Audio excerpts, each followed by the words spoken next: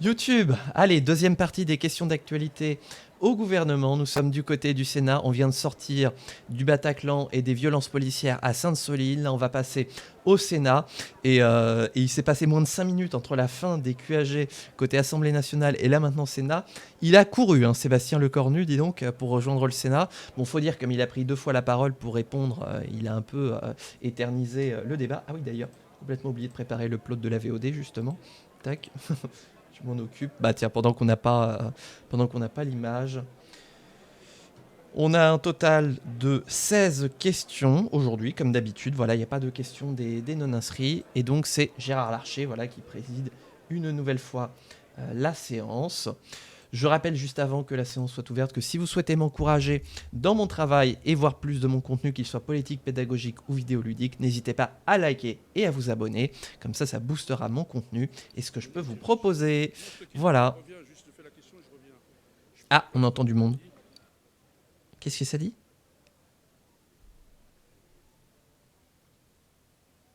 On y va, Gérard ? Il fait l'appel, là, ou quoi ? C'est le bleuet français. La séance est ouverte.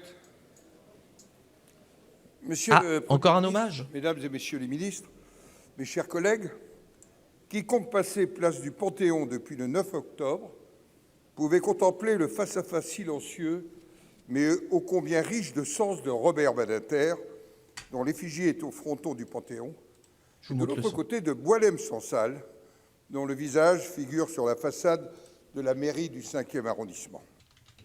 L'homme épris de justice, regardez l'homme de lettres privé de liberté. Ah, merci de le rappeler, Euphrosy. Il y a à peine une heure, nous avons appris que Boualem-Sansal était libre et qu'une injustice était réparée. Notre soulagement et notre joie sont grands.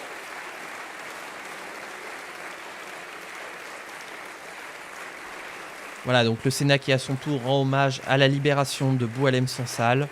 C'est vrai que depuis le temps qu'on en parlait, et c'est vrai que la question revenait assez fréquemment au Sénat.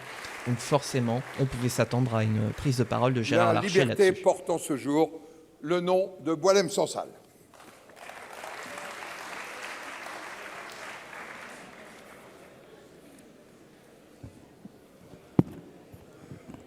L'ordre du jour. C'est un écrivain franco-algérien qui était incarcéré en Algérie. Notre séance est retransmise en direct sur Public Sénat et sur notre site internet. Et sur la chaîne Twitch de Saslil, abonnez-vous. Et le bureau l'a rappelé récemment, au respect du temps de parole. Encore ? Et bien sûr, c'est une permanence ici, au respect des uns et des autres. Je donne immédiatement la parole à notre collègue Franck Menonville pour le groupe de l'Union centriste. Vous avez la parole. Les sénateurs de François Bayrou qui ouvrent le bal de ces questions d'actualité au gouvernement. Merci, Monsieur le Président, Mesdames, Messieurs les ministres. Tiens-nous au courant, gouvernateur de l'Assemblée nationale. Je me joins à vous et nous nous joignons à vous pour saluer. À l'Assemblée nationale, là, ils vont étudier la suspension de la réforme des retraites. Le décalage. Ma question s'adresse à Monsieur le ministre chargé de l'Europe. Inexorablement, et en dépit de nombreuses oppositions, l'accord avec le Mercosur avance. Fin 2024, l'Union européenne et le Mercosur ont signé un accord de coopération après 25 ans de négociations. Cet accord a été validé le 3 septembre dernier par la Commission européenne. Mais pour entrer en vigueur, il doit être encore ratifié par le Conseil et le Parlement européen. C'est un passage en force que nous condamnons. Cet accord menace plus que jamais les filières agricoles et européennes. Le président de la République c'est pas joué, a il y a le trilogue européen, c'est pas joué. Je le cite, plutôt positif sur l'accord. Pourtant, au Salon de l'Agriculture, il avait annoncé qu'il le considérait comme mauvais. Ah bah, alors Emmanuel heureusement, Macron, la ministre de l'Agriculture a largement tempéré contraire. Ce week-end cet élan d'optimiste en refusant tout accord qui condamnerait nos agriculteurs. Elle a invoqué 3 conditions. Un dispositif de sauvegarde agricole spécifique, des clauses miroirs empêchant l'importation en Europe de produits qui ne respecteraient pas les normes sanitaires et environnementales imposées aux producteurs européens, et enfin un renforcement drastique des contrôles sanitaires. Bref, les agriculteurs, vous comme êtes nous pour d'ailleurs, ou contre le Mercosur ont besoin dans le d'être rassurés et nous avons surtout besoin à cet instant de clarté. Monsieur le ministre, pouvez-vous nous rappeler en quoi les garanties actuellement prévues dans l'accord seraient insatisfaisante, comme l'a dit Madame la Ministre. Deuxièmement, comment comptez-vous rendre effectives les garanties supplémentaires que vous réclamez? Troisièmement, si ces garanties sont insuffisantes, la France entendra-t-elle réunir une minorité de blocage? Merci. Ah oui, c'est connu que le Pour vous répondre, la gouvernateur, il n'est parole pas est pour au le ministre Sénat. délégué en charge de l'Europe, M. Benjamin Haddad. Vous avez la parole. Merci Monsieur le Président, Mesdames et Messieurs les sénateurs. Monsieur le sénateur Menonville, tout d'abord je vous prie d'excuser l'absence de ma collègue Annie Genevard qui est retenue en audience avec des syndicats à Toulouse. Sur le Retenue sujet en du, audience. Mercosur, la Genre, elle est France, retenue en la France, otage, la quoi. République du gouvernement a toujours été extrêmement claire et notre seule boussole, c'est la défense de nos intérêts agricoles. L'accord tel qu'il a été négocié par la Commission européenne n'est pas acceptable pour la France. Et le Premier ministre a eu l'occasion de le rappeler au commissaire à l'agriculture la semaine dernière. Nous avons formulé, vous l'avez dit, 3 exigences à la Commission européenne et aujourd'hui, le compte n'y est pas. Première exigence, une clause de sauvegarde robuste, effective, activable pour protéger contre les déstabilisations dans nos marchés agricoles. Ça veut dire à la fois un mécanisme de surveillance pour pouvoir voir les importations et un mécanisme de réaction rapide pour bloquer les importations si on voit effectivement que nos filières sont déstabilisées. La Commission européenne nous a entendus, a fait une proposition en ce sens qui nous convient maintenant d'examiner. Ce n'était pas dans l'accord initial. Deuxièmement, un agenda ambitieux de mesures miroirs sur la dimension des pesticides et de l'alimentation animale. Là, c'est une mesure de bon sens. On ne peut pas demander à nos le bon sens, agriculteurs de précisément, c'est ce respecter qu'il des n'est pas. normes et des standards dans la production et après aller importer des produits qui ne respectent pas ces mêmes normes et ces mêmes standards. Donc c'est une logique de concurrence loyale et équitable. Et troisième dimension, des contrôles effectifs sur le plan sanitaire et phytosanitaire, à la fois sur les produits importés, mais aussi dans les pays exportateurs, pour s'assurer du contrôle, du respect effectif de nos normes européennes. Voilà, c'est à l'aune de ces 3 exigences, de ces 3 demandes, que la France se déterminera sur cette question du Mercosur. Mais moi, je veux vous le répéter, que ce soit sur le Mercosur, que ce soit sur les négociations de la politique agricole commune, nous serons d'une fermeté absolue pour défendre les intérêts de nos agriculteurs. Bon, j'ai pas l'impression qu'il soit très ferme, Emmanuel Macron. Notre collègue Hakim Elouli pour le groupe écologiste Solidarité et Territoire. Les écologistes. Merci, Monsieur le Président. Tout d'abord, permettez-moi de saluer, au nom de mes collègues et du groupe écologiste La Libération de Boilem-Sansal, Monsieur le ministre, permettez-moi d'abord de saluer la position claire et constante de la France face à la tragédie soudanaise. Le 4 novembre dernier, notre diplomatie a dénoncé les atrocités à caractère ethnique commises à El Fasher par les forces de soutien rapide, tout en appelant les belligérants à un cessez-le-feu immédiat et les acteurs étrangers à cesser tout soutien militaire. Le Quai d'Orsay a également rappelé que la France poursuit ses efforts diplomatiques pour une issue politique à ce conflit qui a déjà fait plus de 13 millions de déplacés et plongé les 2 tiers du pays dans l'insécurité alimentaire. Mais cette guerre n'est plus seulement civile, elle est devenue une guerre par procuration, une guerre de proxy, comme l'ont souligné plusieurs observateurs internationaux. La semaine dernière, un article du journal Le Monde accusait les Émirats arabes unis d'alimenter les forces de soutien rapide en armes et en fonds, tandis que l'or soudanais, donc ça y est, ça a été prouvé. illégalement, finance la poursuite des combats. Cette implication d'acteurs extérieurs transforme le Soudan en champ de confrontation régionale et menace la stabilité dans la Corne de l'Afrique. Aussi, Monsieur le ministre, je vous pose 2 questions. Quelles mesures concrètes supplémentaires la France compte-t-elle proposer au niveau européen et onusien pour assurer le respect de l'embargo sur les armes, assécher les circuits de financement illégaux et sanctionner les acteurs étrangers qui prolongent cette guerre? Et au-delà de l'urgence humanitaire, comment la France entend-elle soutenir une médiation politique indépendante, libérée des influences extérieures pour restaurer la souveraineté et l'unité du Soudan? Merci. Pour vous répondre, la parole est au ministre délégué en charge de l'Europe, Monsieur le ministre.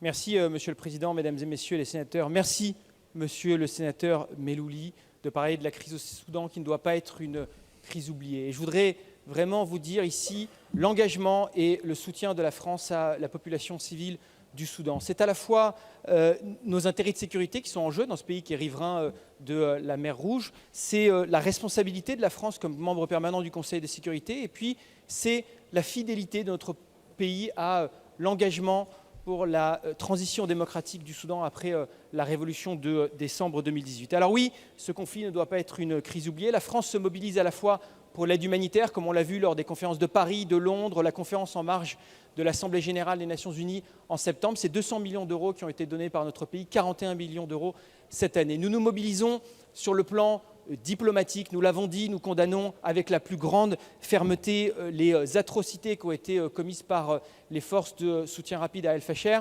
Et nous nous mobilisons pour que les armes se taisent, pour que les ingérences des puissances extérieures cessent et pour faire respecter la trêve humanitaire qui a été demandée par les pays du Quad. Ça prendra aussi la forme d'un soutien à des mesures de sanctions renforcées contre tous les responsables des violations des droits de l'homme et du droit international humanitaire dans le cadre des mesures de sanctions de l'Union européenne et la poursuite de l'engagement diplomatique. Par ailleurs, je voudrais vous dire que la France respecte avec scrupule l'embargo sur les armes qui arrivent au Soudan, à la fois les ventes directes ainsi que les licences d'exportation. Comme celui qu'on avait respecté pour Israël. Il est extrêmement important que tous les pays respectent cet embargo envers les armes. Une fois de plus, monsieur le sénateur, les armes doivent se taire, l'aide humanitaire doit rentrer, la paix doit revenir au Soudan. La France n'oubliera pas cette crise et n'oubliera pas la population civile du Soudan. Merci beaucoup. Ce serait bien qu'on passe des paroles aux actes. Merci, monsieur le ministre. Et oui, il est temps que la France retrouve sa voix singulière. La France, comme vous le dites, a su faire entendre sa voix. Elle doit désormais agir avec la cohérence et la détermination que cette tragédie exige. Nous ne devons pas oublier et nous devons continuer à nous mobiliser. Le temps de l'action est venu pour permettre effectivement, partout en Afrique, de retrouver de la stabilité. C'est un enjeu mondial. Merci. La parole est à notre collègue Roger Karoutchi pour le groupe Les Républicains. Ah, les Républicains.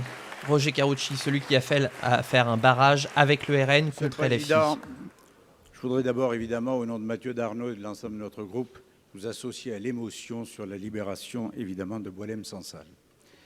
Monsieur le ministre, une seule question. Quelle est votre conception de l'ordre public républicain ? Pour vous répondre, la parole est au ministre de l'Intérieur, monsieur Laurent Nunez. Et habituez-vous parce qu'il va répondre aux 5 prochaines questions, Laurent Nunez. Monsieur le Président, Mesdames et Messieurs les... Bon, je sens venir la charge de Karoutchi. L'ordre public, je ne vais pas vous faire un cours de droit sur ce qu'est l'ordre public. Républicain, comme vous l'appelez, le maintien de l'ordre, la lutte contre la délinquance, c'est tout à la fois. Pour moi, l'ordre public, c'est l'autorité, la fermeté, et c'est ce dont je vais faire preuve comme ministre de l'Intérieur. J'ai la faiblesse de penser que mes prédécesseurs ont fait preuve de la même autorité, de la même fermeté, et je serai au rendez-vous. C'est l'histoire de ma vie, c'est l'histoire de ma carrière de haut fonctionnaire, et je continuerai comme ministre de l'Intérieur. Voilà, forcément, c'est pour donner la réponse. Monsieur Karoutchi. Parce que Karoutchi va répondre, et donc Laurent Nunez va répondre, puisque là, c'est une question provocatrice. Ou provocante. Très bien. Dans ce cas-là. Monsieur le ministre, l'ordre public républicain, c'est le garant de l'unité nationale. C'est le garant du respect de la République, c'est le garant de l'autorité de l'État. Ça veut dire que pour nous, l'ordre public républicain, ce sera quand les antisémites, les antisionistes seront plus inquiets en France que les Français de confession juive, Monsieur le Président. Ce sera J'aime pas son ton méprisant. quand on pourra aller au Philharmonique sans risquer d'être agressé. Ah oui, d'accord. Ce sera quand dans les rues de Paris, de Nantes ou d'ailleurs, on ne criera pas mort aux flics. Ce sera quand ceux qui soutiennent cette vision-là seront plus devant les tribunaux que devant les plateaux. L'ordre public républicain, pour nous, c'est quand on pourra aller à la synagogue, à la mosquée, à l'église, au temple ou nulle part sans être inquiet. L'ordre public républicain, c'est quand, dans toute la nation, on se dira que tout le monde est égal, que personne n'a à craindre quoi que ce soit parce qu'il est ce qu'il est. Non pas parce qu'il fait, mais parce qu'il est. Et aujourd'hui, nous en sommes tous conscients, une partie de la population française n'a pas ce sentiment-là. C'est donc pas seulement de votre part, mais aussi, et il le sait, de la part du garde des Sceaux, c'est aussi de la part de l'ensemble du gouvernement et du Premier ministre, une vraie mission. Si on veut assurer la continuité de la République, de toute la République et rien que de la République, si on veut assurer l'unité de la nation, il faut, comme vous le dites, agir avec fermeté, pas seulement sur la délinquance du quotidien, mais sur les grands ensembles qui font que cette nation fait République. Et la réponse du ministre de l'Intérieur. La parole est à notre collègue Non. Martin Lévrier pour le compte du Rassemblement des démocrates progressistes et indépendants. Oh, j'aurais cru que Nunez lui rendrait la parole. Notre Oh, il a groupe, même pas évidemment, osé. se réjouit de la grâce de Boilhem-Sansal et s'associe à vos propos, Monsieur le Président. Et donc Monsieur on le est sur ministre de une l'Intérieur, RDPI, c'est les le macronistes. thème des retraites domine le débat Ah et s'installerait comme sujet phare des prochaines présidentielles. Or, c'est une fraction de la jeunesse qui ne va pas bien et qui devrait catalyser notre réflexion. Dans cette fraction, un nombre croissant s'enferme dans une radicalité mortifère. 70% des interpellations pour terrorisme concernent désormais des moins de 21 ans et les 2 tiers des auteurs d'attentats depuis 2020 n'étaient pas fichés. Il est vraiment en train de dire que les jeunes sont des terroristes. 3 jeunes femmes candidates au djihad. L'affaire des clés USB liées à l'ex-compagne de Salah Abdeslam en témoigne. Parmi ces 6 personnes impliquées, 5 avaient moins de 21 ans. Il est vraiment en train de dire que tous les jeunes sont des terroristes. Estime que la menace est à la fois endogène à l'Hexagone, rajeunie et nourrie d'un mixte fréquentation affinitaire et réseaux sociaux. Les donneurs d'ordre, auxquels répondaient des exécutants comme autrefois, ont quasiment disparu. Les auteurs et journalistes Nora Bussini et Omar Youssef Souleyman ont détaillé à l'Assemblée nationale comment certains collectifs islamistes cherchent à séduire la génération Z et les primo-votants en faisant de la cause palestinienne un levier d'influence à l'approche des municipales. Quoi ? Ils ont également souligné... Il est vraiment en que train de des dire élus de que la France ceux qui insoumise défendent la sont Palestine ciblés sont comme des relais de terroristes ? stratégie, exploitant proximité, complaisance de responsables politiques avec des réseaux issus des frères musulmans ou avec des associations dissoutes pour apologie du terrorisme. À la veille des commémorations RDPI, c'est un macroniste. du 13 novembre, et dans ce contexte mêlant fragilité de la jeunesse, radicalisation médiatique et ambiguïté politique, quelles actions prévoyez-vous pour protéger les jeunes et éviter que la République ne soit fragilisée par des alliances ponctuelles entre partis, collectifs et réseaux islamistes à l'approche d'échéances électorales majeures? Je vous remercie. Bah bien Pour sûr. vous répondre, la parole est au ministre de l'Intérieur, Monsieur Laurent Nunez. Alors ça, c'est un sacré culot. Hein. Monsieur le Président, Mesdames et Messieurs les sénateurs, Monsieur le Sénateur, donc vous avez raison de souligner évidemment que la menace terroriste, elle devient de plus en plus endogène, elle frappe des personnes, elle concerne des personnes de plus en plus jeunes, et le dernier attentat déjoué l'a démontré. Ça, c'est la radicalisation violente, c'est la lutte contre le terrorisme, c'est ce que nous faisons dans le cadre du maintien de l'ordre républicain depuis maintenant 2015 puis 2017. Et puis, il y a le séparatisme que nous avons traité en 2019, cette volonté finalement de faire en sorte qu'on puisse vivre à côté de la République, en imposant un certain nombre d'organisations des services publics, de règles religieuses, qui a donné lieu à une loi qui a été adoptée en 2021, à tout un dispositif de lutte contre le séparatisme. Et puis, il y a ce dont vous parlez à l'instant. Et évidemment, on ne peut que vous rejoindre, le gouvernement ne peut que vous rejoindre sur cette thématique qui est celle de l'entrisme, c'est-à-dire une forme de séparatisme, mais qui ne dit pas son nom, qui endosse les habits de la République et puis qui, de manière diffuse, essaie d'imposer une loi qui est une loi religieuse et qui finalement s'imposera à tous. Et c'est ce qu'on appelle l'entrisme, et vous avez raison évidemment de citer les frères musulmans. Le dernier rapport qui avait été produit à la demande de Gérald Darmanin est venu l'attester. Et le ministre, non, justement, le rapport dit précisément l'inverse. À l'Assemblée, que l'entrisme n'a jamais été aussi faible dans la République, quand bien même il faille garder un œil dessus.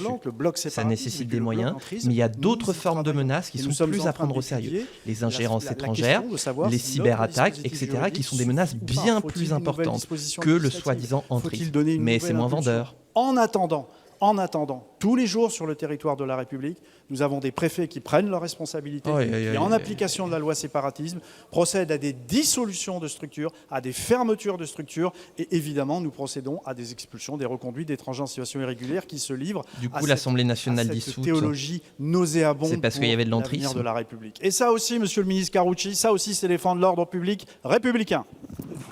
Allez, la petite balle perdue pour Carucci.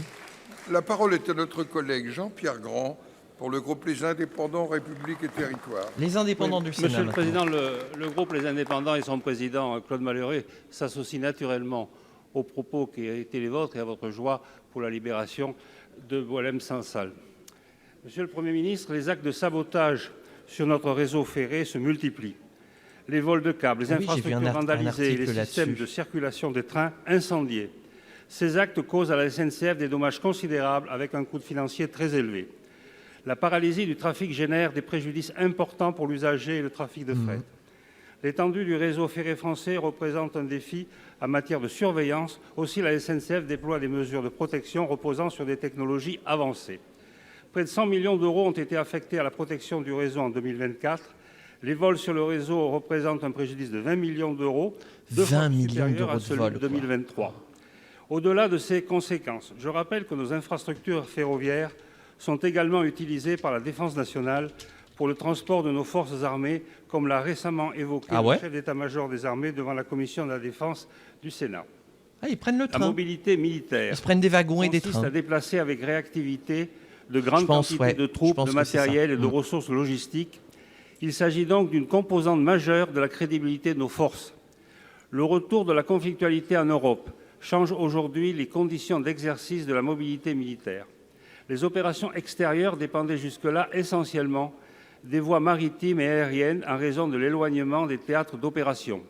Oui, c'est ça, avec le péage là sur la route. Le transport de surface, en particulier le rail, devient incontournable et conditionne notre capacité à organiser notre défense sur le sol européen.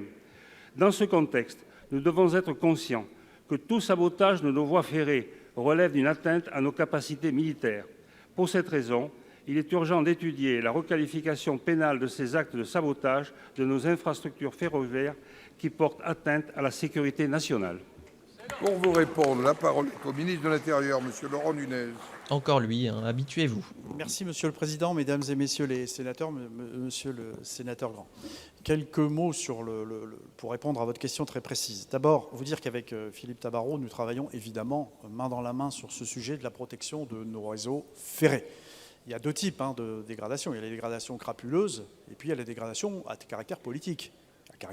Les dernières, notamment dans la Drôme, ont été clairement revendiquées sur un site de la mouvance anarcho-autonome. Ce qui nous conduit évidemment à mobiliser les services de gendarmerie pour des investigations judiciaires, avec une observation quand même de la sous-direction de l'antiterrorisme, quand même. Et on est toujours très attentif à ces sujets. On est rentré. Il y en avait avant. Je sais qu'il y en avait avant. Moi, j'ai eu des histoires comme ça en Normandie, de la désobéissance dans mon bassin de de vie. la manifestation. Mais c'est juste qu'on n'en parlait pas beaucoup. Et là, ils sont en recrudescence. De sabotage. Et évidemment, nous les dénonçons et nous investiguons contre ces actions. Je comprends bien dans votre question, je la comprends parfaitement. Votre question, c'est celle de savoir à quel moment on bascule ou pas dans une action qui pourrait être qualifiée peut-être d'action terroriste. Je crois que c'est un peu le sens de votre question.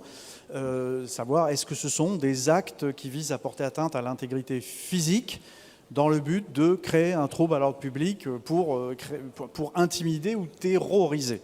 Je crois que nous n'en sommes pas là.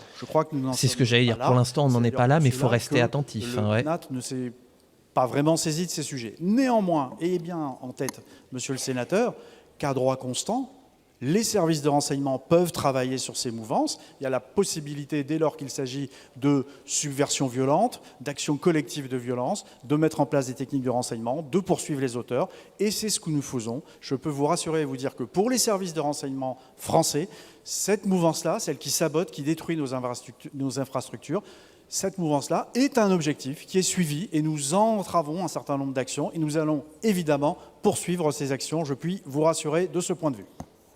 Merci. La parole le temps de parole est respecté, c'est beau. Bernard Fialaire pour le groupe du Rassemblement démocratique et social européen.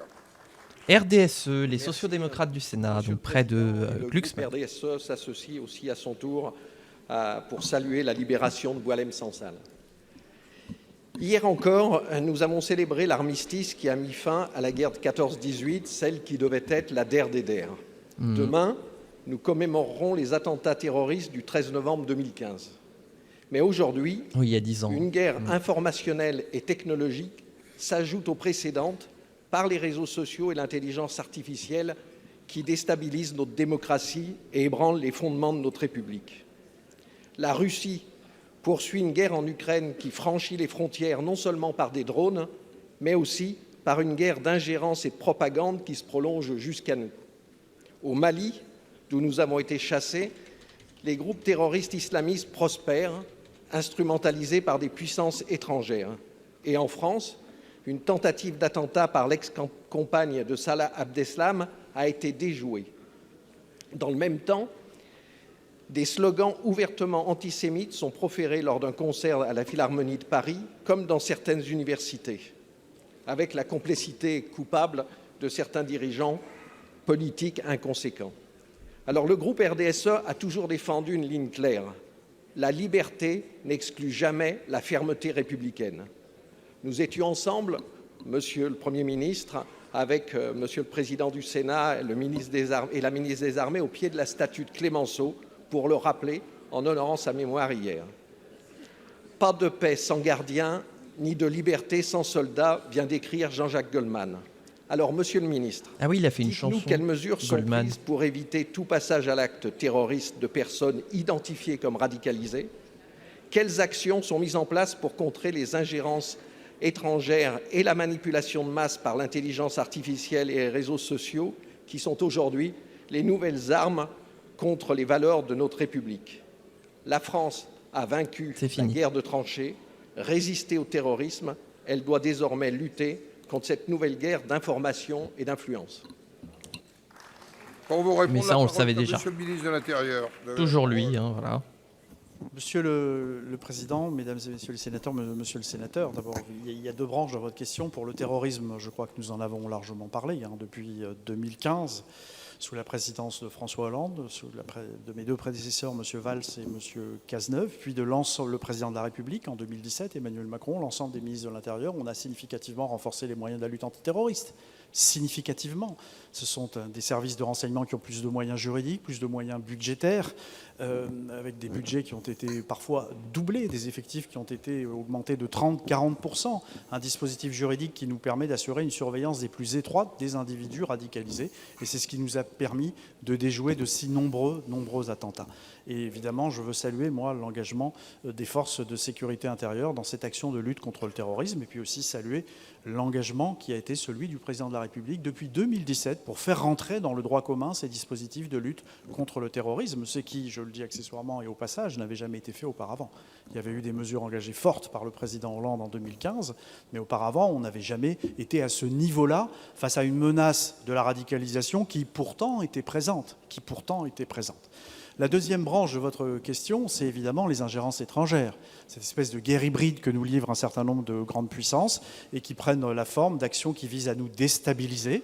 Ça va de la campagne que nous avons vécue, de tags odieux qui ont été apposés dans les rues de Paris, dont les auteurs ont été identifiés, voire interpellés. Donc je veux aussi souligner notre réactivité sur ce type d'action. Et puis c'est l'ingérence informationnelle, celle qui vise à diffuser des fake news, des fausses informations, tout ce qui vise à nous diviser. Et nous avons renforcé notre appareil de détection et d'entrave à ces ingérences numériques qui, vous avez raison de le souligner, se sont multipliées. C'est une nouvelle forme de guerre. Nous avons adapté notre appareil répressif pour y mettre un terme. Voilà ce que je pouvais vous dire, Monsieur le Sénateur, mais soyez rassurés, notre action est complète, le panel d'action il est large et il est à la hauteur de la menace qui pèse sur nous. Merci. La parole est maintenant notre collègue Colombe-Brossel pour le groupe socialiste. Les socialistes. Ah, et ça y est, on commence l'examen de la suspension de la réforme des retraites à l'Assemblée. Les socialistes au soulagement de savoir Boualem Sansal gracié. Ma question s'adresse au Premier ministre. Demain, nous commémorerons le 10e anniversaire des attentats islamistes qui ont endeuillé les villes de Paris et de Saint-Denis le 13 novembre 2015. À la veille de ces commémorations, mes premières pensées vont aux 130 personnes assassinées ce soir-là, aux 132 morts du 13 novembre, à l'ensemble des victimes, à leurs familles, à leurs proches, aux associations de victimes, à qui je veux redire toute notre solidarité. Le 13 novembre 2015, les villes de Paris et de Saint-Denis ont été attaquées, mais c'est bien la nation tout entière qui a été touchée, comme elle l'est à chaque attentat. À Nice, Toulouse, Magnanville, Saint-Étienne-du-Rouvray, Arras, Éragny-sur-Oise, je pourrais poursuivre cette liste macabre.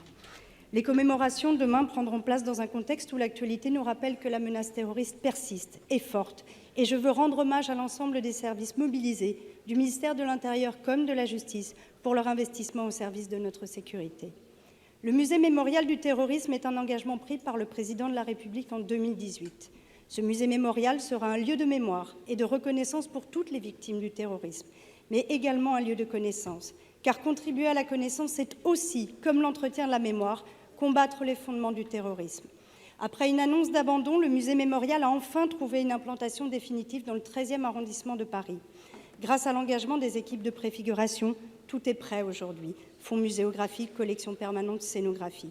Pouvez-vous, Monsieur le Premier ministre, assurer à la représentation nationale que l'ensemble des ministères concernés sera bien mobilisé afin que ce musée mémorial, ouvre ses portes dans les meilleures conditions, car à ce jour, nous ne retrouvons pas trace de cet engagement dans le projet de loi de finances de 2026. Ah, Pour vous répondre, effectivement, la parole est au ministre de l'Intérieur. question publique. Ah ouais, elle dit quoi en Monsieur le substance. Président, Mesdames et Messieurs les sénateurs, Madame la sénatrice, d'abord merci d'avoir... Allez, après Nunez va faire une pause, il va pouvoir boire une gorgée d'eau. Intérieure, c'est À la important de le faire, très important de le faire. Ça participe évidemment à cet ordre public républicain que beaucoup appellent de leur vœu.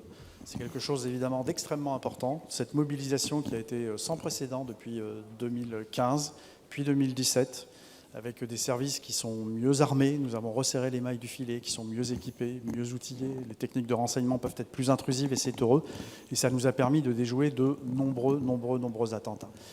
Et puis nous allons évidemment continuer cette action, et compter sur moi GDR comme va ministre voter de contre l'Intérieur aussi pour la mener avec beaucoup de détermination. Concernant les aspects mémoriels, oui, vous avez raison de souligner que l'annonce d'un musée avait été faite. Je peux vous confirmer qu'évidemment, ce musée verra le jour. Il y a aussi une autre installation qui est très importante, vous le savez, à Paris, avec cette maison de la presse, dont le principe également a été acté, de manière à aussi honorer, comme nous le faisons, les caricatures. Parce que, je voudrais dire quelque chose, c'est que l'honneur de notre pays, puisque tout à l'heure j'ai été interpellé sur un sujet qui était la liberté. L'honneur de notre pays, c'est de ne jamais renoncer à organiser des événements au nom de la liberté d'expression, parce qu'ils pourraient déplaire à certaines autres catégories de personnes. C'est dans ce cadre-là que nous avons tenu sur le territoire national le match de football France-Israël. C'est dans ce cadre-là que nous maintenons les concerts, Je ne sais pas si c'est le meilleur exemple. quand ils sont contestés, d'où qu'ils viennent. Nous sommes des vrais républicains et maintenir l'ordre, c'est aussi faire en sorte que la vie continue et que nous puissions protéger cette vie, y compris dans sa dimension culturelle et sportive. Et pour ce qui est du musée, évidemment, il verra le jour, je puis vous le confirmer. Et voilà, au même titre que la Maison de la Presse, et évidemment, l'ensemble des ministres concourront au budget, puisque c'est votre question précise. Merci, Madame la sénatrice. D'accord, mais du coup, dans le PLF... Quelques secondes. Merci, Monsieur le ministre de l'Intérieur, d'avoir tenté de répondre à une question plus large que votre périmètre d'intervention. Nous serons vigilants, les uns et les autres, à ce que ce musée mémorial ouvre, car il est utile et important pour la nation, comme l'est notre engagement à tous. Bon, voilà. Donc on devrait avoir un musée mémoriel. La parole est à notre collègue Gérard Lahellec pour le groupe communiste républicain citoyen écologiste. Les communistes. Merci, Monsieur le Président, Monsieur le ministre délégué. Concernant le traité de libre-échange Union européenne-Mercosur, le Président de la République a déclaré à la fin de la réunion du Conseil européen du mois dernier, je le cite, « Tout va dans le bon sens », ajoutant même « On attend la finalisation ». Fin de citation. Ah, c'était à l'issue d'un Conseil européen. Que s'est-il donc passé qui permette de dire que tout va dans le bon sens ? Car une pression des 26. Texte, vous le savez bien, n'a pas évolué d'une virgule. Le président de la République prétend avoir obtenu une clause de sauvegarde pour les filières fragiles. Mais cette fameuse clause de sauvegarde, du reste bien difficile à activer, il veut une retraite par capitalisation est inscrite dans le traité depuis les discussions de 2019. En outre, la fragmentation du texte en deux volets, l'un commercial et l'autre de coopération, est un artifice juridique qui permet d'éviter de faire approuver le dit texte par les parlements nationaux. Alors, avant la décision définitive du Conseil européen des 18 et 19 décembre prochains, il est possible de statuer pour obtenir une remise en cause de cette procédure. Entendez-vous agir dans ce sens? Et plus prosaïquement, je vous demande, quelles sont les dispositions que vous entendez prendre pour que le texte vienne devant le Parlement? C'est la discussion commune sur le 45 bis ou on est sur les amendements directement? Merci, Monsieur le Président, Mesdames et Messieurs les sénateurs. Monsieur le sénateur Lahellec, je vais vous répondre comme je l'ai fait au sénateur Menonville tout à l'heure. La position discussion générale, oui, inscrit à l'article, ok. Elle n'a pas bougé. L'accord tel qu'il a été négocié par la Commission européenne n'est pas acceptable pour la France. Et notre boussole, c'est bien sûr la défense de nos intérêts agricoles et de nos agriculteurs. Nous avons formulé 3 exigences. Ok, tout le monde prend la parole. Monsieur le sénateur, le fait d'avoir une clause de sauvegarde robuste, effective et activable. Et je voudrais là peut-être préciser par rapport à votre question, la clause de sauvegarde que vient de proposer la Commission européenne, ce n'est pas précisément celle qui était au départ dans l'accord initial. Et celle qui était dans l'accord initial ne nous convenait pas. Vous avez raison de le dire, elle était trop difficile à activer, aussi bien au niveau des prix que des seuils. Et précisément, c'est pour ça que maintenant nous voulons examiner celle qui a été proposée par la Commission européenne. Notre objectif, c'est bien sûr d'avoir à la fois un mécanisme de surveillance contre la déstabilisation de nos marchés agricoles lors des importations et un dispositif, un mécanisme de blocage des importations si on voit effectivement de façon avérée que les filières sont déstabilisées. Deuxièmement, d'avoir des mesures miroirs extrêmement ambitieuses sur les pesticides et l'alimentation animale. C'est une question là de concurrence et réciproque et de ne pas imposer des normes, des standards à nos agriculteurs qui ne seraient pas respectés dans nos échanges. C'est déjà le cas. Des forces de contrôle sur le plan sanitaire et phytosanitaire, aussi bien sur les produits importés que directement auprès des pays exportateurs. Ce n'est pas le cas aujourd'hui. Aujourd'hui, la ministre de l'Agriculture a eu l'occasion de le dire, le compte n'y est pas. Et donc nous attendons des réponses rapides. On se fait déjà inonder dans nos magasins de produits qui ne respectent pas les normes européennes. Sur la clause de sauvegarde qui nous reste encore à examiner en détail. On attend sur le reste. C'est à l'aune de ces évolutions que nous jugerons de notre position sur le Mercosur. Mais encore une fois, nous serons d'une fermeté très claire pour défendre notre monde agricole et nos intérêts. Monsieur Lahellec. Donc ils vont hausser le sourcil, ils vont faire attention, on n'est pas content. Merci, Monsieur le Premier ministre, pour cette réponse. Vous l'admettez vous-même, Monsieur le ministre, le compte n'y est pas. Et puis reste une question en suspens, c'est quand même de revenir devant le Parlement. Ce sont des dispositions qui peuvent être prises. Aussi, nous ne saurions que trop vous inviter à saisir cette opportunité-là. Il faut obtenir que la présidente de la Commission européenne annule son voyage en Amérique du Sud prévu le 20 décembre pour signer ce forfait qui serait un malheur pour tout le monde agricole. Et joyeux Noël. Ce sont ces traités de libre-échange et leurs conséquences qui écrasent les agriculteurs. Merci de votre attention. La parole est à notre collègue Christina Pluchet pour le groupe Les Républicains. Oh, bah, y a du monde pour le 45 Monsieur le Président, mes chers collègues, les Républicains. Ma question s'adresse au ministre chargé de l'Europe, à défaut de Madame la ministre de l'Agriculture. Alors, Monsieur le ministre, les agriculteurs sont dans la rue et aujourd'hui, nous sommes nombreux à les soutenir. Les derniers propos il y a une manif des agriculteurs. De la ratification du Mercosur résonnent comme pas entendu une parler pour une fois. trahison. Et dans le même temps, l'Union européenne continue à relever les quotas d'importation de produits agricoles ukrainiens et à activer dès janvier la taxe carbone sur les engrais extra-européens. Sous ces 3 coups de boutoir, nombre de nos filières agricoles voient leur compte de résultats passer dans le rouge. Alors on nous promet des clauses pipeaux, sauvegarde, miroir, ou plutôt mirage. Elles ne sont qu'un leurre qui n'empêchera en rien le sacrifice de notre agriculture. Monsieur le ministre, l'Europe a perdu la raison. Comment peut-elle autant normer, taxer, contraindre et asphyxier son agriculture et dans le même temps ouvrir grand ses marchés à des produits qui s'exonèrent de tous nos standards? Le prix payé, c'est celui de notre souveraineté alimentaire et de notre santé. C'est dans le sud de la France Comment que ça l'Europe, s'agite. née du rêve d'un marché commun protecteur, peut-elle autant se détourner de ses fondements pour privilégier les sirènes d'une mondialisation dérégulée? Faut-il rappeler que la politique agricole commune a été le socle de la prospérité européenne? C'est cette prospérité qui est aujourd'hui sacrifiée au profit d'intérêts industriels. Vous voulez rendre fou un Allemand, vous lui parlez de la PAC. Et d'un libre-échange jusqu'au boutiste qui est lui-même ça fait exploser les Allemands. Ils détestent la PAC. Alors, Monsieur le Ministre, ce n'est pas la première fois que j'alerte le gouvernement. Peut-on laisser mourir l'agriculture française sans rien faire? Quelle position porterez-vous à Bruxelles pour s'assurer que nos agriculteurs déjà étranglés ne soient les victimes consenties d'une Europe qui en a renié ses promesses? Très concrètement, comment garantirez-vous à notre agriculture et à nos filières d'excellence les marges nécessaires à leur survie? Merci. Pour vous respect du temps de parole. Le ministre délégué chargé de l'Europe, Monsieur Haddad. Merci, Monsieur le Président, Mesdames et Messieurs les sénateurs, Madame la sénatrice Pluchet. J'ai eu l'occasion de répondre aux questions de vos collègues sur le Mercosur, donc peut-être que je prendrai quelques autres points de votre interpellation. Je voudrais quand même m'arrêter sur la question de la politique agricole commune, puisque vous l'avez mentionné, et vous avez raison de le dire, Madame la sénatrice, c'est la première politique communautaire intégrée de l'Union européenne. Et aujourd'hui, d'ailleurs, nos agriculteurs sont exportateurs au sein du marché intérieur européen. Et c'est pour ça que le Premier ministre a eu l'occasion de le dire au commissaire européen Hansen la semaine dernière, je l'ai dit moi-même au commissaire au budget Piotr Serafin, la copie qui est proposée par la Commission européenne sur la prochaine PAC dans le cadre financier pluriannuel, dont nous venons de commencer les négociations, ne nous convient pas. Elle n'est pas acceptable. Elle n'est pas acceptable parce qu'on n'y retrouve pas les montants dont ont besoin nos agriculteurs pour avoir de la visibilité, pour pouvoir investir, pour pouvoir aussi promouvoir le renouvellement des générations. Elle n'est pas acceptable aussi parce qu'elle dilue la politique agricole avec d'autres politiques, vous le savez, par exemple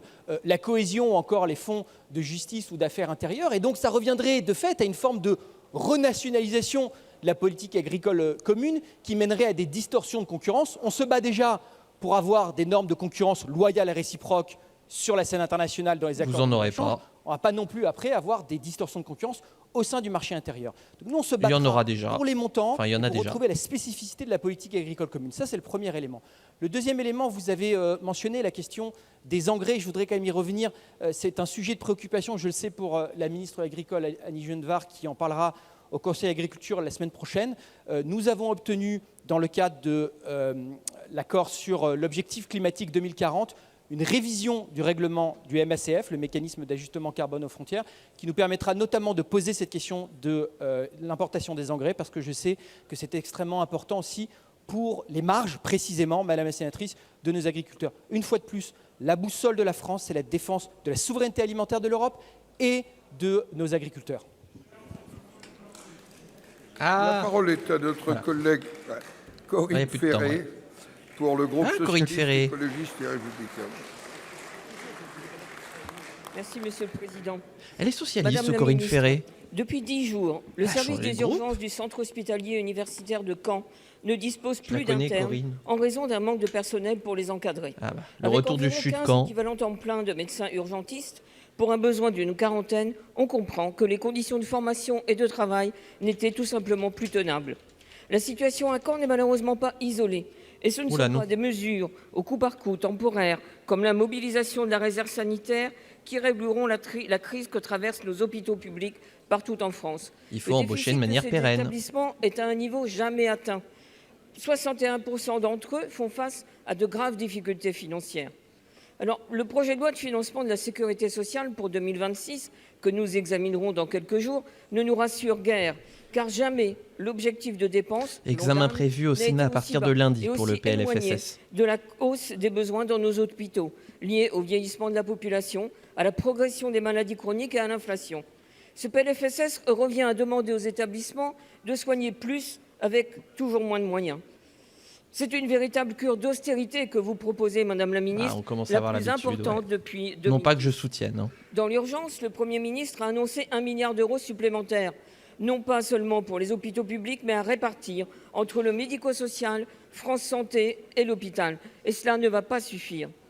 Je crois qu'à un moment, oui, pour attirer des médecins, il y avait une politique de visa qui interviennent il y a quelques années. Toujours plus difficiles auprès des patients. Mais alors, je ne sais pas si c'est toujours d'actualité. Madame la Ministre, quand allez-vous enfin prendre la mesure de la crise que traverse l'hôpital public et du choc d'attractivité à engager? Pour vous répondre, la parole est à la ministre de la Santé, des Familles, de l'Autonomie, Personnes handicapées, Madame Rist. Merci, Monsieur le Président, Madame la sénatrice Ferré, Mesdames et Messieurs les sénateurs.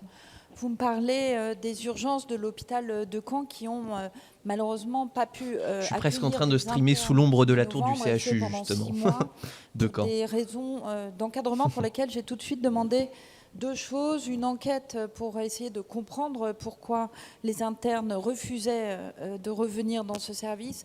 Et d'autre part, envoyer des médecins de la réserve sanitaire pour accompagner et aider l'équipe en place qui a permis de maintenir des urgences qui accueillent des malades à la condition qu'il passe par le 15 puisqu'il y a une régulation. On rappelle, voilà, je l'ai précisé côté Assemblée nationale, mais on rappelle qu'avant d'aller aux urgences, il faut obligatoirement appeler le 15. Très près, notamment à l'arrivée de l'hiver où les épidémies arrivent. D'ailleurs, je le redis ici, il est temps pour les personnes de plus de 65 ans et fragiles ayant des maladies chroniques de se faire vacciner pour éviter de surcharger nos services d'urgence en plus de se protéger en mieux. Eh oui, Guillaume. Je viens aux questions budgétaires. Merci de dire l'éléphant dans la pièce, effectivement. Ces derniers jours à l'Assemblée nationale avec le fait qu'il soit sous-payé et puis les conditions de travail, pour combien d'heures de boulot en plus ils font, dans quelles conditions. Montre une augmentation de 5 milliards pour des dépenses de santé en 2026 par rapport à 2025, oui, qui n'est donc pas de l'austérité. Et puis, vous l'avez dit, je porterai c'est pour ça, je le rappelle, un amendement n'allez pas directement au CHU, sinon on va vous faire patienter dans une autre file, globalement. Appelez le 15 d'abord pour que vous soyez pris en charge plus vite. Pour nos établissements de santé. Par ailleurs, toutes les mesures d'efficience de nos hôpitaux, ce n'est pas un vilain mot, c'est aussi utiliser l'argent de la sécurité sociale au bon endroit, sont mises en place et le rapport de l'IGAS sera rendu cette semaine pour que nous améliorons aussi cette efficacité-là. Je vous remercie. C'est quand même le double du temps de travail légal. Madame Ferret, vous avez 17 secondes. Normalement, là, il faudrait prendre tous les postes et les multiplier par 2. Bien, Madame la ministre, j'ai bien entendu votre réponse. Pour autant, je dois vous rappeler que nous vous alertons. Nous avons alerté tous vos successeurs alors, Sandrine, à chaque PLFSS sur la situation dans laquelle se trouve l'hôpital public. Aujourd'hui, c'est un véritable plan Marshall dont l'hôpital a besoin. Car la santé est un bien commun à préserver et doit demeurer une priorité politique et budgétaire. C'est bien, on est en train de perdre les deux forces qui nous font avancer, les médecins et les agriculteurs. Est à notre et les profs. Marie-Carole Chiintu pour le groupe Les Républicains. Et tellement d'autres. Oh la vache.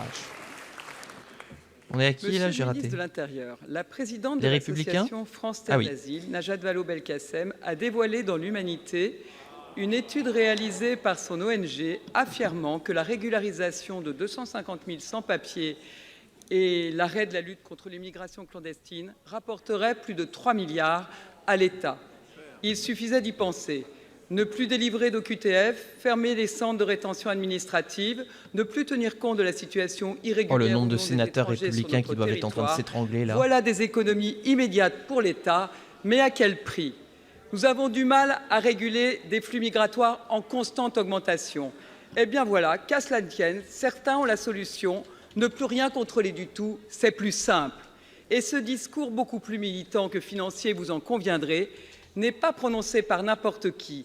Magistrate à la Cour des comptes, Mme Vallaud-Belkacem cumule cette nouvelle fonction avec sa présidence d'association, mais ne s'impose aucun devoir de réserve. Cela ne choque-t-il que moi dans notre République? Plus grave encore, jusqu'où l'État va-t-il pousser sa schizophrénie?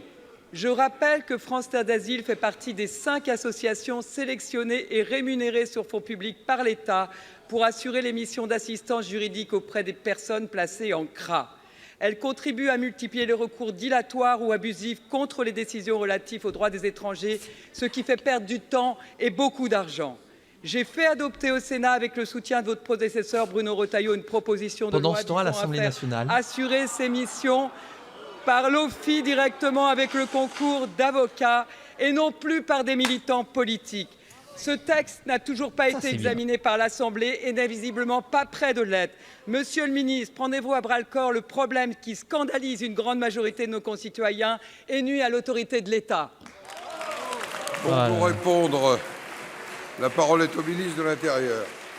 L'humanité à deux vitesses chez les Républicains. Monsieur le Président, Mesdames et Messieurs les sénateurs, Madame la sénatrice. Quel dommage que je doive quitter le stream après. Reprocher au gouvernement. J'aurais regardé l'extrait de Gaël qui explose. Ce qu'il y a dans un rapport de France Terre d'Asile, je vous rassure, il y aura. Rappelez-moi de le regarder ce soir en rentrant. Qui est la nôtre depuis maintenant plusieurs années. Plusieurs années. Effectivement, un certain nombre d'évolutions qui ont eu lieu au cours de l'année écoulée. N'oubliez pas qu'il y a eu la loi de janvier 2024 et regardez le chiffre, le nombre de reconduites qui ont été effectuées depuis maintenant plusieurs années, de reconduite forcée qui ne cesse d'augmenter. On va poursuivre évidemment cette politique. Sur formidable. le sujet de la tronche qui tire, le cadre a été posé. Moi, le gouvernement ne reviendra sur aucune des mesures qui ont été prises. Excusez-moi, c'était golden. Ces dernières années. Il y a la loi de janvier 2024 qui ouvre des régularisations au cas par cas pour le travail. Il y a la circulaire sur l'admission exceptionnelle au séjour de Bruno Retailleau que nous allons continuer à appliquer au cas par cas, qui a durci les conditions d'apprentissage de la langue, les conditions de présence sur le territoire national. On va continuer à appliquer ces dispositions sans aucune difficulté, de la même façon qu'on va continuer à retirer les titres des étrangers en situation régulière qui commettent des troubles à l'ordre public. Il n'y a aucune difficulté là-dessus, la fermeté est au rendez-vous et nous serons bien présents. Mais dans le même temps, et c'est ce qui est prévu dans le cadre du projet de loi... Elle est en train de mourir intérieurement. Évidemment qu'on continue à engager des moyens Marie-Carole pour l'intégration, donc pour l'apprentissage de la langue, pour l'insertion par l'emploi. Il y avait d'ailleurs une circulaire qui avait été signée par Bruno Retailleau il y a quelques semaines avec le ministre en charge du Travail pour orienter vers l'emploi un certain nombre d'étrangers en situation régulière. Évidemment, toutes ces politiques, nous allons les mener. Ne déduisez pas de ce rapport que le gouvernement, sauf erreur de ma part, ou alors ça m'a vraiment échappé, n'a pas vraiment repris à son compte. Notre réponse, c'est celle de la fermeté et en même temps de l'humanité par l'intégration. Elle ne changera pas, je puis vous rassurer. Quelques secondes. Tout à fait. J'ai bien noté que vous ne répondez pas sur le rôle des associations dans les centres de rétention administrative. Un seul chiffre, 7 migrants sur 10 qui ressortent des centres de rétention administrative ressortent grâce à une décision de justice obtenue avec le rôle de ces associations. Vous désarmez l'État et vous affaiblissez l'autorité de l'État. Ouais. C'est La une décision parole de est justice. à notre collègue Patrick Chauvet Voilà. pour le groupe de l'Union Quand même le centriste. dire. L'Union centriste. Ah là là là là.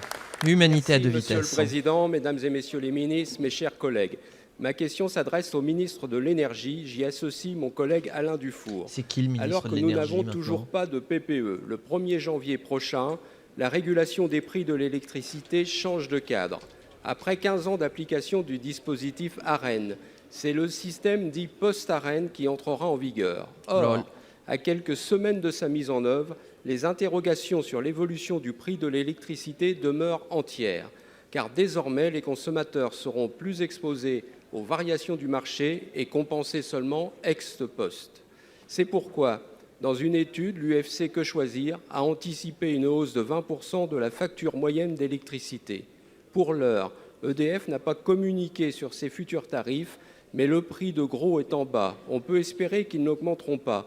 D'après certaines analyses, le tarif bleu diminuerait même en 2026 de 2,43% par rapport à 2025. Horizon, ils doivent voter contre normalement. Dans le même temps, un agriculteur du Gers nous a fait remonter l'évolution de la grille des prix pour son contrat saisonnier. On y voit une hausse de 20% sur le tarif des heures pleines et même de 300% des heures creuses. Il s'agit sans doute d'un cas isolé, mais Madame la Ministre, il faudrait que vous puissiez nous le confirmer. Plus globalement, quelle évolution des prix de l'électricité anticipez-vous pour la rentrée 2026 ? À plus long terme, le prix de l'électricité pourrait-il flamber dans le cadre du dispositif post-ARENH ? Et quel soutien financier particulier et professionnel pourrait-il en attendre ? Je vous remercie. Bon, qu'est-ce qu'on fait pour avoir une électricité qui soit, en charge de l'intelligence dont le prix de l'électricité soit celui auquel il est produit. Monsieur le Président, hein, Mesdames et Messieurs les sénateurs, peut-être on finira avec la reine. Chauvet. Je vous C'est elle, la remercie ministre pour de votre l'Énergie. question et je vous prie de bien vouloir excuser l'absence de Roland Lescure qui est à Bruxelles et donc je vais répondre, si vous permettez, à votre question. Grâce à son parc nucléaire et c'est Anne Le Hénaff. énergie renouvelable Hénaff. électrique, la France dispose d'une électricité abondante et décarbonée. Pour prendre la suite du mécanisme ARENH dont vous venez de parler qui se termine fin 2025, un accord a été trouvé entre l'État et EDF en novembre 2023. Cet accord vise 3 objectifs. Le premier, permettre à EDF de dégager les moyens de financer les investissements de réseau, des investissements futurs, stabiliser les prix pour les consommateurs et préserver la compétitivité de l'industrie. Concrètement, je meurs de rire. Le prix de l'électricité C'est tout l'inverse qui va se produire. seuil, un versement nucléaire universel se mettra en place et abaissera la facture pour tous les consommateurs. Et justement, nous travaillons en ce moment à la finalisation des seuils. S'agissant du tarif réglementé de vente de l'électricité, je vous rappelle qu'il repose sur 3 composantes. Le J'ai premier, vu ta la blague, première, c'est le prix de gouvernateur. l'approvisionnement qui dépend de l'offre et de la demande. Le deuxième, le coût des réseaux électriques. Non, Et le troisième, la fiscalité. Sur ces deux le derniers prix qu'on points, il paye, n'y aura c'est pas pas de changement. le prix de Sur, l'offre et de la la demande. composante prix de l'approvisionnement. Ce nouveau C'est bien mécanisme ça, le problème. permet de protéger tous les consommateurs en cas de hausse importante des prix de l'électricité sur les Quoi, on marchés va encore du sortir gros. le carnet de chèques? Dans les faits, comme les prix de marché sont plutôt bas actuellement, le tarif réglementé de vente d'électricité ne devrait pas connaître d'évolution significative au 1er février 2026. Comme en 2022. Pour garantir que les Françaises et les Français disposent d'une énergie souveraine, décarbonée, abondante et compétitive. Je vous remercie. Bon, bah attendez-vous à une augmentation de vos factures d'électricité. Merci de vos précisions. Depuis le discours de Belfort en 2022, nous en sommes à la saison 7 des gouvernements successifs et nous n'avons toujours pas de loi de programmation, ni de PPE, et nous avons une nouvelle régulation des prix de l'électricité incompréhensible dont l'impact risque d'être explosif. Je continue de m'interroger sur les raisons ayant conduit la France à renoncer Et c'est vous à qui avez organisé un contrat ça. pour différence. Cette option défendue par la commission d'enquête sénatoriale sur le prix de l'électricité semblait pourtant capable de concilier stabilité des prix, sécurité d'approvisionnement et visibilité pour EDF. Vous pouvez vous appuyer sur les travaux du Sénat. Et par contre, c'est fini. Merci. La parole est à notre collègue David Margueritte pour le groupe Les Républicains. Les Républicains maintenant. Merci, Monsieur le Président. Monsieur le Président, mes chers collègues, ma question s'adresse à Monsieur le Ministre de l'Économie, des Finances, de la Souveraineté industrielle et numérique. Depuis 5 ans, les gouvernements Mais c'est le ministre de la fonction publique qui va te se répondre. sont engagés, ou en tout cas ont affiché, l'ambition de la réindustrialisation pour notre pays, avec un moyen pour y parvenir, l'allègement fiscal pour les établissements industriels, avec la baisse des valeurs locatives de 50%. Cet objectif, Monsieur le Ministre, était adossé à un principe extrêmement clair et à un engagement extrêmement ferme de l'État. La compensation intégrale et dynamique de la ressource pour les communes et les intercommunalités concernées pour pouvoir soutenir l'effort de croissance industrielle. Or, l'article 31 du projet de loi de finances vient percuter de façon brutale et inattendue cet engagement de l'État en baissant de 25% la compensation qui était ainsi prévue et sur laquelle reposait un engagement de l'État. Plusieurs conséquences, Monsieur le Ministre. La première, elle est très claire, la baisse des ressources, parfois de plusieurs millions, pour certains territoires qui sont concernés et cela revient à faire payer doublement la facture de la réindustrialisation pour ces territoires qui ont engagé des investissements extrêmement lourds en matière de services publics, en matière d'attractivité, de logement ou de santé ou encore de mobilité. La deuxième conséquence, elle est le message pour l'avenir, pour les territoires susceptibles d'accueillir de nouveaux projets industriels et en particulier des projets qui sont parfois d'intérêt national. Je pense à notre industrie nucléaire ou à l'industrie navale. Enfin, la troisième conséquence, elle porte sur la confiance. Monsieur le Premier ministre a annoncé un nouvel acte de décentralisation. La décentralisation, elle passe d'abord par la confiance, et la confiance, elle porte sur le respect de la parole donnée. Ma question est donc simple. Le gouvernement entend-il revenir pendant la discussion budgétaire sur cette mesure et faire en sorte qu'il y ait le maintien de la ressource pour les collectivités concernées, puisque ces collectivités assurent la réindustrialisation de notre pays? Pour vous répondre, la parole est au ministre délégué chargé de la réforme de l'État de la fonction publique, M. David Amiel. Merci, Monsieur le Président, Mesdames et Messieurs les sénateurs, Monsieur le sénateur Margueritte. Qu'est-ce qu'on fait pour bazarder encore plus la réindustrialisation? Qui est toujours retenu à Bruxelles. Pour répondre à votre question de manière la plus directe, vous l'avez rappelé, l'abattement de 50% sur la valeur locative, pardonnez-moi, j'en perds mon latin, sur les valeurs locatives des établissements industriels qui s'appliquaient d'ailleurs à la fois à la TFPB et à la CFE avait été instituée en 2021. Elle avait été à l'époque chiffrée à 3,5 milliards. Depuis, il y a eu une augmentation de cette compensation, augmentation spontanée liée à la hausse des valeurs locatives de 22% entre 2021 et 2024 et estimée à plus de 25% pour l'année 2026. Tout va bien. Dans le projet de loi de finances, et vous l'avez dit, ce qui est proposé dans le texte initial, c'est de revenir au niveau prévu en 2021. Je tiens à dire que le principe de la compensation est entièrement maintenu, mais c'est vrai que cette mesure d'ajustement se comprend dans le contexte général. David Marguerite, il fait la gueule. Budgétaire. Non, pour lui, c'est 9. Les éléments que vous soulevez, et surtout, je crois qu'il faut pouvoir différencier selon les territoires en fonction, vous avez évoqué certains critères, des investissements qui ont été réalisés, des travaux qui ont été mis en place pour accueillir les usines, pour développer un certain nombre de services publics. Aussi, ce qu'on va vous proposer, c'est de pouvoir avoir une discussion sur la répartition, les modalités de cet ajustement. Elle aura d'ailleurs lieu dans le cadre plus général de la discussion sur la contribution des collectivités locales à la réduction des déficits. En tout cas, le gouvernement est allé déjà une proposition alternative sur la répartition et les modulations de cet effort. Et je ne doute pas que dans le cadre de la discussion du projet de loi de finances, nous aurons des échanges nourris, précis et documentés dans votre Assemblée sur cette question. Je vous remercie. La parole est à notre collègue Didier Marie pour le groupe socialiste, écologiste et républicain. Les républicains, n'importe quoi, pardon. Les socialistes, oula. Merci, Monsieur le Président.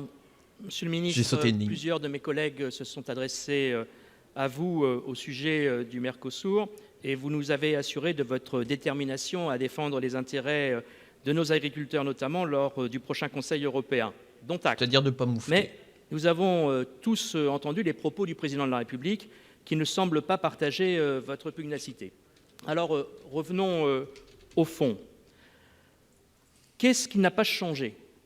Le texte de l'accord, les risques pour la biodiversité et l'environnement, les risques pour la déforestation et l'accaparement des terres, les sombres perspectives pour notre agriculture face au dumping, agriculture devenue monnaie d'échange pour faciliter l'ouverture du Mercosur aux services et à l'industrie, et en particulier à l'industrie automobile allemande.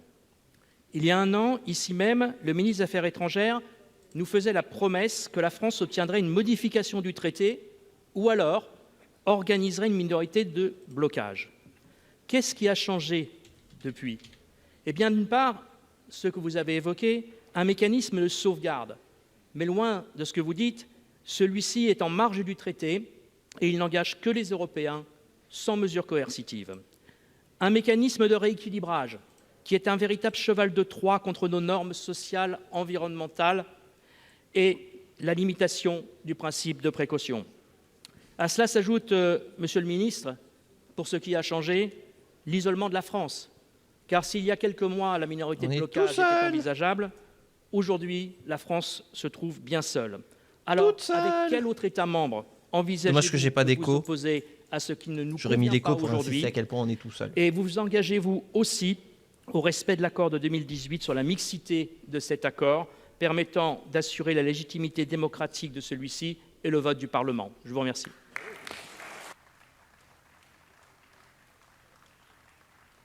Et en charge de l'Europe. Ah, il y a un problème de micro. Mesdames et messieurs les sénateurs, il n'a pas activé son micro, Gérard. Marie, je reconnais les échanges que nous avons eus tous les deux à plusieurs reprises à ce sujet en commission et je vais me répéter, mais ça illustrera la constance et la cohérence de la position du gouvernement sur ce sujet.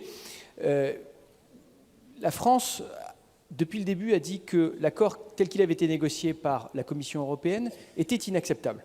Et donc nous avons demandé des évolutions, et nous ne sommes pas seuls, nous l'avons fait avec des partenaires comme la Pologne, comme l'Italie, comme l'Autriche, la Hongrie, les Pays-Bas, encore la Belgique et d'autres, il faut pas le dire, partageaient les mêmes préoccupations sur l'accord qui avait été discrétion. négocié. Pour avoir une clause de sauvegarde, parce qu'il y avait une clause de sauvegarde initialement dans le texte de la Commission qui était inopérante. C'est pour ça que nous avons obtenu un nouveau mécanisme de clause de sauvegarde pour pouvoir protéger contre les déstabilisations des filières sensibles en cas d'importation trop massive et pouvoir bloquer, qui sera jamais utilisé. Bloquer les importations. Nous sommes en train d'examiner avec nos partenaires cette clause de sauvegarde. Puis, et ça, la Commission pour l'instant ne nous a pas fait de propositions encore suffisamment claires, des mesures miroirs sur la question des pesticides et de l'alimentation animale pour avoir la réciprocité des normes, des standards avec nos partenaires commerciaux et des forces de contrôle sur le sanitaire, le phytosanitaire. Nos partenaires commerciaux le font, les autres le font. Ils vont directement chez les pays exportateurs pour aller contrôler le respect effectif des normes. Nous avons des normes européennes. Vous faisiez référence au mécanisme de rééquilibrage. Oui, nous, on doit avoir des clauses miroirs et des forces de contrôle pour pouvoir faire respecter ces clauses miroirs et s'assurer de la réciprocité des normes. C'est ce que nous demandons, et c'est seulement à l'aune d'avancées très claires que la France pourra se prononcer, mais nous nous battrons jusqu'au bout sur ce sujet pour défendre nos agriculteurs, sur la PAC, sur le reste, avec nos partenaires européens, ceux que je viens de mentionner. Merci. Bon, il ne s'est rien La passé parole avec cette est à réponse. notre collègue Marie-Claire Carrère-Gé pour le groupe Les Républicains. Les Républicains qui vont terminer cette séance de questions au gouvernement avec les deux dernières questions. Le rapport d'évaluation de l'Inspection générale de la justice sur l'assassinat d'Elias dans le 14e arrondissement de Paris est accablant. Carence grave dans l'évaluation des risques présentés par ces mineurs violents multirécidivistes, refus permanent de toute mesure coercitive, mesures éducatives indigentes et tardives, souvent non mises en œuvre, délais légaux de jugement systématiquement méconnus, pas de coordination, dossiers d'évaluation et de personnalité incompris. Et pire que tout, une maltraitance des victimes ignorées, voire accusées dans le débat public de discréditer la justice. Au-delà de la terrible affaire de l'assassinat d'Elias, ce rapport montre le fait de véritable contraindre. Dysfonctionnement Je m'en souviens systémique que l'insuffisance réelle des moyens ne saurait justifier. Pire, on perçoit de la résignation Et face depuis, à je des l'entends parcours partout, de ce mineurs mot. qui s'enfoncent pourtant dans la violence jusqu'à l'assassinat. Et plus personne ne se sent Pratiquement tous les jours. responsable, même lorsque les défaillances s'enchaînent jusqu'à l'irréparable. Aussi, Monsieur le Ministre, je vous demande de diligenter une inspection de l'ensemble du fonctionnement du tribunal pour enfants de Paris. Et cela afin d'identifier toutes les carences globales pour y remédier et de rechercher le cas échéant aussi d'éventuelles responsabilités individuelles. Par ailleurs, nous attendons votre grand projet de loi sur la justice. Quelle réforme de la justice des mineurs allez-vous proposer, avec en particulier une remise en cause de la césure, dont le rapport montre à quel point elle est inadaptée à certains parcours de mineurs violents réitérants? Et que proposerez-vous pour mettre fin à cette situation intolérable où la victime reste trop souvent un figurant? Comme les patients ont aujourd'hui des droits face à l'hôpital, les victimes doivent avoir des droits face à la justice, être entendues, informées, suivies, et que l'institution assume et explique ses décisions. Alors, Monsieur le Ministre, ferez-vous de la justice des mineurs et des droits des victimes deux piliers de votre grande réforme de la justice? Je vous remercie. Attention aux grandes causes du quinquennat. En général, elles ne sont pas tenues. Ministre de la Justice, M. Gérald Darmanin. Alors, Merci, première prise de parole de Sénat, Darmanin Monsieur le aujourd'hui. sénateur, Madame la sénatrice Carrère-Gé, à la suite du drame bien ZF. qui a touché la famille d'Elias, que j'ai reçu à plusieurs reprises, vous le Vous savez. avez un regard bien énervé. Je suis le premier des gardes des Sceaux qui, alors qu'une enquête est ouverte, a demandé à l'Inspection générale de la justice de regarder les dysfonctionnements avant même d'attendre le procès qui aura lieu et qui touchera les deux personnes qui sont en responsabilité dans la mort de Donc je ce note, jeune, coercitif, c'est adolescent. ZF.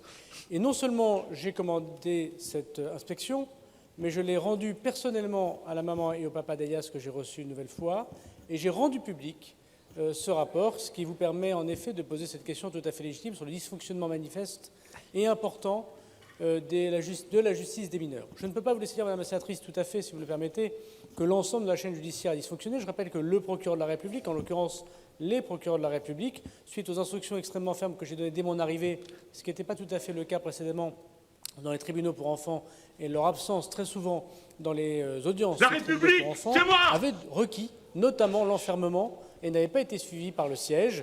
Je pense qu'il faudra peut-être distinguer les choses et voir que la politique pénale du gouvernement est suivie.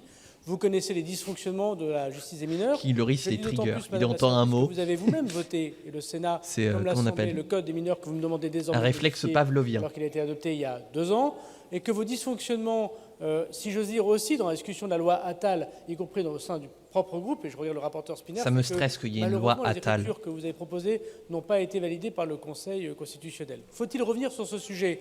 La réponse est oui. Je me suis déjà exprimé, d'ailleurs, en totale osmose avec vous, Madame la sénatrice, me semble-t-il, pour que l'on puisse mettre fin à l'excuse de minorité, voire même à la majorité pénale. Ce sont des sujets constitutionnels. Il y a un sujet de Et c'est moyens. ce qui me permet de vérifier que c'est bien Incontestablement, toi. quand un juge pour enfants a 500, Et pas un clone. 500 dossiers. Évidemment, on voit qu'il y a une difficulté. C'est pour ça que j'en ai rajouté 50 dans les 2 années qui viennent. Et troisièmement, oui, je suis prêt à des inspections et à des études avec le Parlement, s'il se saisit par ailleurs. Je suis auditionné par votre commission, Monsieur le Président, commission des lois, ce soir. J'aurai l'occasion de détailler devant vous cette question très importante et très dysfonctionnelle, en effet, de la justice des mineurs. Vasse, c'est quoi cette histoire, gouvernateur? La parole est à notre collègue Guillaume Chevrollier pour le groupe Les Républicains. Et ce sera notre dernière question. Merci, Monsieur le Président. Chers collègues, ma question s'adresse au ministre de l'Économie. Gérard, le micro. À l'aube de la semaine de l'industrie, je veux relayer l'alerte que me transmettent les chefs d'entreprise sur le terrain. Perte de compétitivité, charges excessives, rachat de technologies suivies de délocalisation. C'est un symbole de notre désindustrialisation face à une concurrence internationale complètement déloyale. Face à cette prédation de valeurs, jusqu'à quand allons-nous subir sans réagir? Les États-Unis protègent leurs entreprises avec des droits de douane ciblés et un protectionnisme assumé pour sauver TPE et PME. La Chine déploie une stratégie d'hégémonie technologique soutenue par des subventions massives et agit comme un rouleau compresseur sur notre industrie. Et l'Europe se prive de ses propres moyens de défense, droits de douane insuffisants, procédures anti-dumping trop lentes, dépendance aux matières premières stratégiques, sans parler du Mercosur. Notre industrie recule, ses marges fondent, l'investissement en R&D s'effondre dans un silence assourdissant et nous manquons d'ingénieurs, production, de techniciens, faute d'avoir entretenu des filières de formation attractives. Pourtant, notre industrie a des atouts, elle résiste, elle innove, elle se décarbone, elle crée des emplois dans nos territoires, mais pour qu'elle survive, il lui faut des armes, des formations solides, une fiscalité raisonnable et une Europe qui ose enfin défendre ses intérêts. Monsieur le ministre, la semaine de l'industrie et le sommet Choose France ne doivent pas être que de la communication. Nos industriels C'est attendent justement des actes tout ce qu'est le forts. macronisme. Deux questions. C'est que de la communication. La France et l'Europe sortiront-elles enfin de leur torpeur pour durcir leurs droits de douane et accélérer les procédures anti-dumping pour sauver l'industrie? Et quelles mesures comptez-vous prendre pour reconstruire des filières complètes de formation indispensables à notre souveraineté industrielle? Pour vous répondre, la parole est à la ministre déléguée, Madame Anne Le Hénaff. Pour la dernière réponse. Merci. Mesdames et messieurs les sénateurs, monsieur le sénateur Chevrollier, je vous remercie pour votre question. Je vais répondre à la place de mon collègue Sébastien Martin, qui est actuellement chez Air France Industrie, justement. Et vous avez raison de souligner que la souveraineté industrielle est un enjeu majeur pour notre pays et pour l'Europe. Nous avons le plan France 2030, c'est 54 milliards d'investissements pour soutenir les filières stratégiques. Batterie, il en faudrait hydrogène, 10 fois plus. Électronique, santé, Coucou acier, Bazar, bienvenue immobilier, sur la fin de ce stream, automobile. j'espère que tu vas bien. Nous avons permis aussi je commence à stresser la là pour tout à création l'heure, de la mais relocalisation de voilà. 350 usines depuis 2021. 190 000 emplois industriels développés. De son côté, la Commission européenne, et vous avez raison de le souligner, c'est au niveau de l'Europe également que les choses se passent, des mesures concrètes sont menées pour renforcer des filières, je pense par exemple à l'industrie sidérurgique, mais également un plan d'action pour le secteur automobile qui vise à renforcer la chaîne de valeur européenne, notamment via des règles d'origine beaucoup plus exigeantes. Dans ce cadre, la France mobilise également ses instruments nationaux, je pense au contrôle des investissements étrangers pour préserver nos savoir-faire et nos entreprises stratégiques. Avec nos partenaires européens, nous agissons pour défendre nos filières face aux pratiques déloyales. Il faut également qu'on engage, et c'est entamé au niveau de l'Europe, des mesures pour simplifier également la réglementation pour les entreprises, pour les rendre compétitifs par rapport aux industriels extraterritoriaux notamment. J'entends qu'on nous reproche de laisser partir nos champions technologiques après les avoir soutenus, mais soyons clairs, il n'y a pas de passivité. Avec France 2030, nous finançons nos start-up industrielles, nous consolidons les marchés de capitaux européens. Notre souveraineté se construit pas à pas, fermement, par la production, pas par la résignation. Et notre ambition, elle est claire, produire plus, produire mieux, produire en France. Et c'est ce que nous assumons au sein de l'Europe pour assumer sa puissance industrielle et économique. Je dirais qu'il est dépité, Gérard. Chevrollier, vous avez quelques conclure là. Oui, merci Madame la Ministre. Nos entrepreneurs ne sont absolument pas résignés, mais ils attendent du concret. Et je vous invite à venir à la rencontre de nos entreprises dans les territoires, parce que ce que vous avez décrit, ce n'est pas la réalité qu'ils vivent aujourd'hui. Merci. Eh ben voilà, ça c'est fait. Monsieur le Premier ministre, Mesdames et Messieurs les ministres, merci. Oula, la séance qui a tapé dans la caméra là? Elle sera reprise à 16h30 pour le projet de loi relatif à la lutte contre les fraudes sociales et fiscale. Ah, la première lecture. La séance est suspendue. Ok. Très bien. Et bien, c'est la fin de cette séance de questions d'actualité au Sénat. J'espère qu'elle vous aura plu. Oh, King Loris, au secours. On va pas tarder à arrêter la VOD parce que moi, il faut que je me sauve, hein, comme j'ai expliqué sur plusieurs de mes streams. Hop. En attendant YouTube, bon, je l'ai déjà dit en début de VOD, mais c'est important, si tu souhaites m'encourager dans mon travail, n'hésite pas à liker et à t'abonner. On se retrouve bientôt pour plus de contenu, qu'il soit politique, pédagogique et ou vidéoludique. Porte-toi bien, amuse-toi bien et ciao tout le monde!